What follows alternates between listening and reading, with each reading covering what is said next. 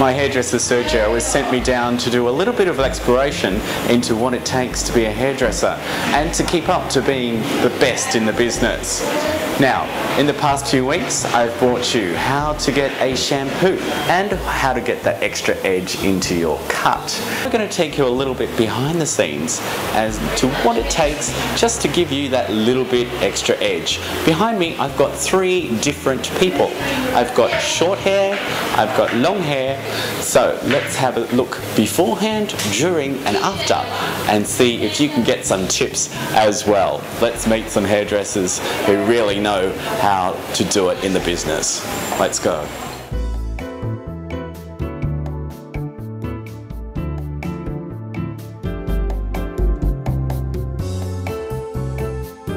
One of the hairdressers with trunks is the very beautiful and very cute. She's like a little doll, Davina. And Davina, can you tell us what you did with, firstly, the girl and the guy that you were working with tonight? Sure. With Rebecca's hair today, I just GHD'd it straight. Okay. And with the guy? And with the guy, I just GHD'd it straight as well. What's a GHD? It's a straightener. Little tongs? No, they're not tongs. They're straighteners that you can actually curl with as well. You were using a couple of different brushes, like little tong ones and things. What were they for? Well, with the tong brush, it's really good to grip the hair before you use the GHD, so you're actually getting it quite straight. Okay. It's got a lot of tension in it, which is really good. And the comb was for the guy? The comb is actually, it gets into the roots closer, and you're able to pick up the GHD to get into the roots with the GHDs. Oh, okay. Because, it's just an awesome trick. Okay, so if I was using with my hair... definitely on short hair, because it actually grips the hair, and then you can use the GHDs over it. The models that you were doing, how do you keep up with the maintenance? Like if they go home, you know when you go to a hairdresser and you've got this great cut and then you can't do it yourself.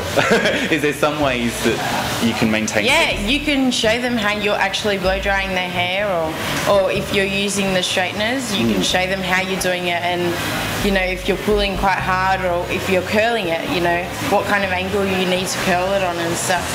Where do you get your inspiration from? So obviously if there's lots of things you can do with people's hair, you're going to have to keep up with lots of different things. Definitely.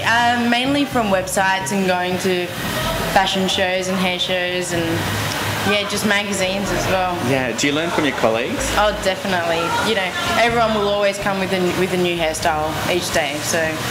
I'm now with Nella, who runs the show. Nella, you were working with one of the models tonight. Can you take us through what you did? Well, with Samantha, she's quite special. She has hair extensions. So you really need to treat the hair very carefully. You need to maintain it at home much more than if it were your own hair. Right. So you need to use special shampoos. You need special brushes like this one to brush the hair at least 2-3 times a day. Yeah. And when you're blow drying at home yourself, you also need a brush which doesn't have a lot of spiky bristles. So a nice flat one that just glides through the bonds of the hair extensions. Because they've got a little bump in them, haven't they? Yes, they do. And as the hair begins to grow, say within 6 weeks, you do have a regrowth coming through from the roots to the bond. So it's very easy to get a comb caught in there, or a brush that has long spikes. Therefore, we need a flat one. Now, what is it about hair extensions at the moment that are popular? Well, why do we get them? Because us girls need long hair. We want long hair. We want it now.